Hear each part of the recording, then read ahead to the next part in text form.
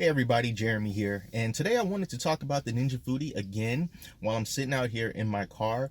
But instead of talking about the actual cooking aspect of it, I just wanted to talk about some other smaller things about it that you may not get from just a typical cooking video.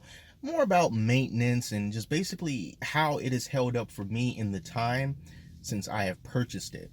And I gotta tell you, this is one of the best purchases that I have made this entire year.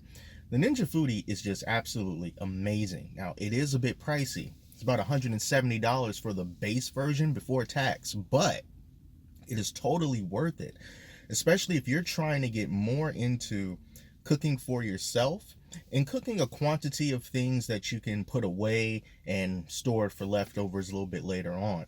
The fact that you can pressure cook, bake, broil, dehydrate, steam, and not to mention air fry whatever you want really does just make this machine one of a kind. I have not seen any other machine that can do what the Ninja Foodi does. Now, because of that, I'm pretty sure that in the future there's going to be some competition. There absolutely has to be. So that's just going to make it so that Ninja will have to make sure that they stay ahead of the game and make sure that their Foodi line becomes the line to get when it comes to combination cookers. But since I had it, let me tell you about some things that I have experienced over time. And in some of my videos, I always talked about how much I like that non-stick ceramic basket. And I'll just say it right now again, that basket is incredible. From all the things that I have cooked in it, and I have cooked many more things than what I've made videos about, I've never come across a situation where I thought, man, I should have cleaned this basket sooner because I just can't get these stains out. I have cooked things, did not clean the basket, and just left it in the Foodi for like a day before I got to it. And all you need is just some regular old dish soap and some hot water, and you can clean that basket just like that. It is so easy to clean. And that is one of the best things about it, because when I'm usually like using my oven for something, you cook something in the oven, and if you're not covering it with foil or just something like that, it can be a pain trying to scrub those food bits off of like an aluminum pan. You get yourself a little scrubbing thingamajig, and you're putting some elbow grease into it. Not so much with the Ninja Foodi. That ceramic basket, amazing. It is awesome, and I love it.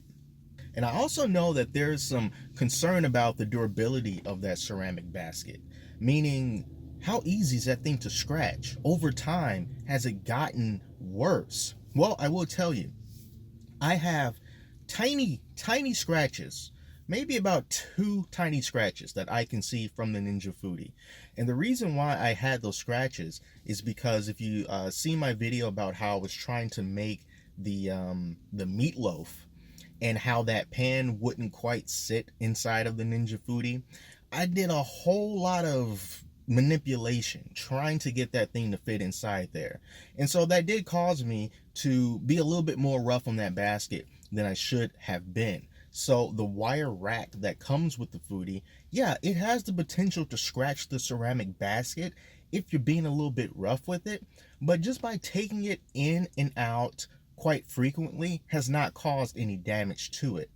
And then you also have to consider what kind of utensils that you're going to be using. If you're going to be using like the saute function, or if you're just trying to scoop things out. I never use I try not to ever use a metal pointy utensil inside the Foodi. So I try never to use a fork or a knife. I always try to use something like a silicone or just something that is very heat resistant in order to take things out, and that'll help to make sure that ceramic basket does not get scratched. So in the time that I've used this thing, and since I've had it and I've cooked in it dozens of times, way more times than I've ever done videos about, I still think that it is in fantastic condition.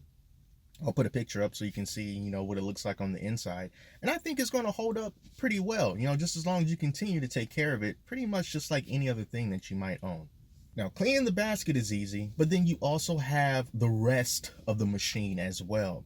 Let's start with the pressure cooker lid. Now, because you're pressure cooking, it's not like you have to deal with a lot of splatter and grease and yucky stuff and, making it so that you have to clean that lid frequently. But one thing I do know is it can retain a smell. So if you're pressure cooking chicken or just something that is fragrant, it's a good idea to clean everything that you have, but it can retain a smell. It doesn't transfer back over into other foods. So when you do use it, and you do know that, like, this sort of smells like chicken on the other side of the lid, just clean it, same way. Soap and water, give it a nice rub, and it's done. And I haven't had any problems with that pressure cooker lid either, so just clean it regularly and you'll be fine. Now the air frying lid, that has that fan and it has the metal grate that heats up. And if you use the rack in the higher position, you're going to have your food be closer to that heating element. And so you are going to have to clean that eventually. Now, you can kind of look at it like you cleaning, let's say if you have an electric range top, with the coils, and you think about like how often do you clean those? Most people probably don't clean them all that often. Maybe only you get to them if they start to smoke once you turn them on or something like that. But with the Foodi, it doesn't smoke. Let me just tell you, I haven't run into any smoking.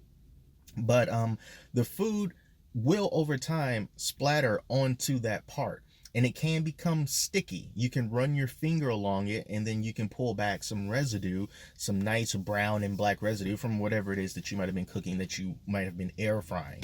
So you do have to clean that. How do you clean it? You can't take it apart, just like you'll clean anything else. Get yourself a towel, a rag, something like that, hot water, and soap. And give it a good scrub. You got to scrub it, especially if you don't clean it all that often. You can have some residue that's been on there for quite a while. So, just have at it. I personally wouldn't use any kind of chemical-based cleaners on it, like some Totally Awesome or something that is really strong but very poisonous.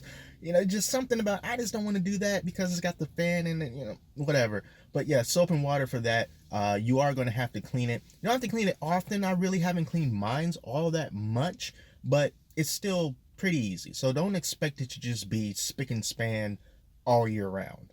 If you really want to get creative with the things that you cook inside of the Foodi, on Ninja's website, they do have a nice, healthy arrangement of accessories that you can buy for the Foodi. And they don't cost too much, but if you just want to stay within that ecosystem and say like, hey, I've got this rack that's made for dehydrating stuff. I've got this basket that's meant for loaves, or this basket that's meant for baking. You can do that. But just for me personally, I don't want to go that route. I would much rather use something that is cheap and disposable. That's why I'm starting to use like the aluminum pans, because just in case I run into an issue where things don't quite fit, it's easy enough for me to manipulate it, bend it a bit, and still be able to cook the food the way that I want to cook it. It may not look the prettiest because, you're bending aluminum, but it still gets the job done, and it's a lot cheaper that way. So you can go whatever avenue that you want to go, but that's just something that, I do for myself.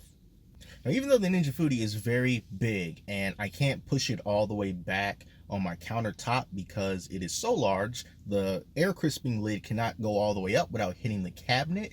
Even though it's taking up that space on my countertop, to me personally, I don't really mind. It's just sort of off in its own little corner. Might be a concern for you if you have limited space. I think it'll probably work best if you have like an island in your kitchen, because it's just right there. There's nothing around it and it's fine.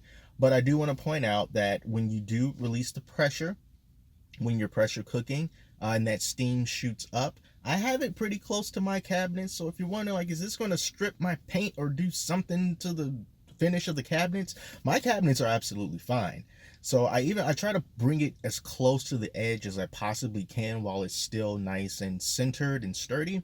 So when that steam shoots up, it sort of just leaves a condensation, if it even does that, on the cabinets that's above, but it hasn't done any kind of damage to it. So if that steam shooting up with that much aggression is something that concerns you, in my personal experience, it hasn't done any actual damage to anything that it is around. So you can rest assured that if that's true for me, it's most likely going to be true for you too.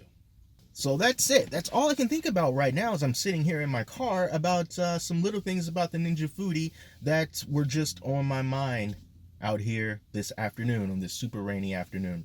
I am going to do some more cooking videos about the Ninja Foodi, And one that I'm going to be making very soon is another dessert that comes inside of the cookbook. And it's like it has peaches and it has cherries and it has rolled oats. I cannot remember the name of it right now. I've made it before and I thought that it came out very nice and it goes really good with ice cream. So I'm going to be making a video about that and whatever else that I come across with the Ninja Foodi. I actually made a ribeye steak in there along with some green beans. It came out good, a nice ribeye steak, and all I did was with the air crisping function, the broiler function, 10 minutes, 5 minutes on both sides for just a standard thick cut ribeye, and it came out great, somewhere in like the medium rare to medium temperature. So it came out really good, and that was just amazing. Usually I grill those kind of things, but it's great to know that the Foodi can handle that and handle that very well. Might do that in the future, I'm not too sure, but definitely stay tuned for that dessert video, because that's kind of what I'm feeling here tonight. So that's it, guys. Thank you so much for watching this, and until next time, I'm Jeremy, and I'll talk to you later.